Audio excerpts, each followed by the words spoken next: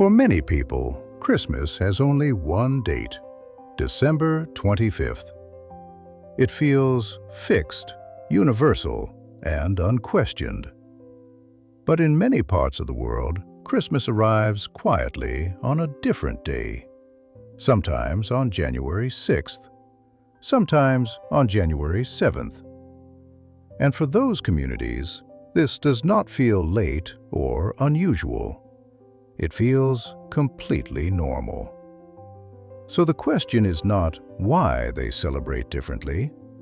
The real question is, why do we assume there should only be one date at all? To understand this, we must leave Rome behind and follow Christmas as it traveled, across regions, cultures, and calendars. In the early centuries of Christianity, time itself was not unified.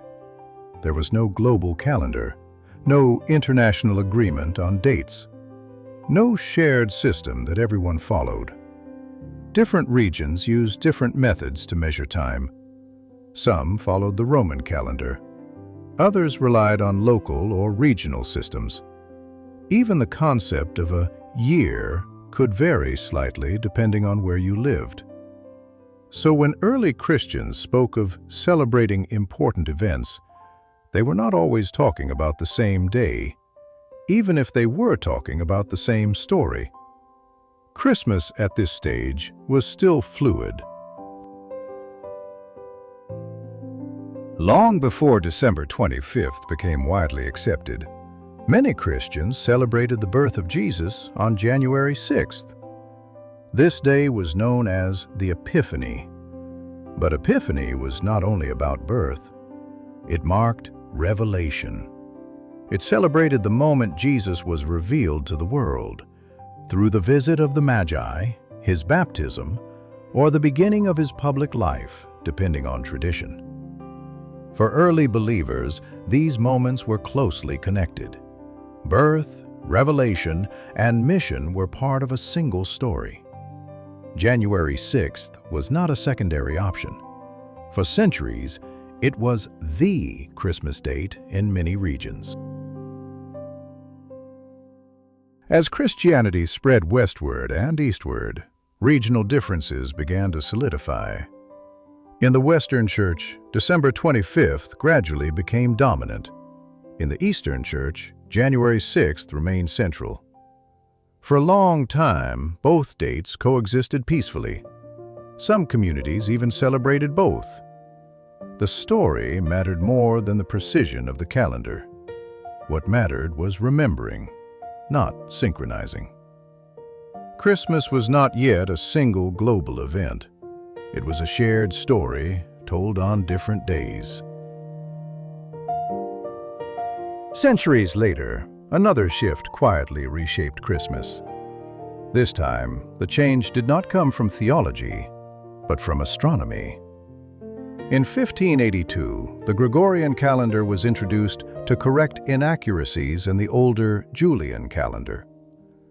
The Julian calendar had slowly drifted out of alignment with the solar year.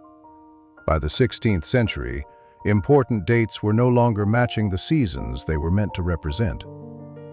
The Gregorian reform adjusted this drift, but not everyone accepted the new calendar. Some churches adopted it immediately, others refused, not because they rejected science, but because calendars were deeply tied to religious authority. And this is where January 7th enters the story. Churches that continued using the Julian calendar found that their December 25th no longer matched the December 25th of the Gregorian system. The difference between the two calendars gradually grew, eventually reaching 13 days.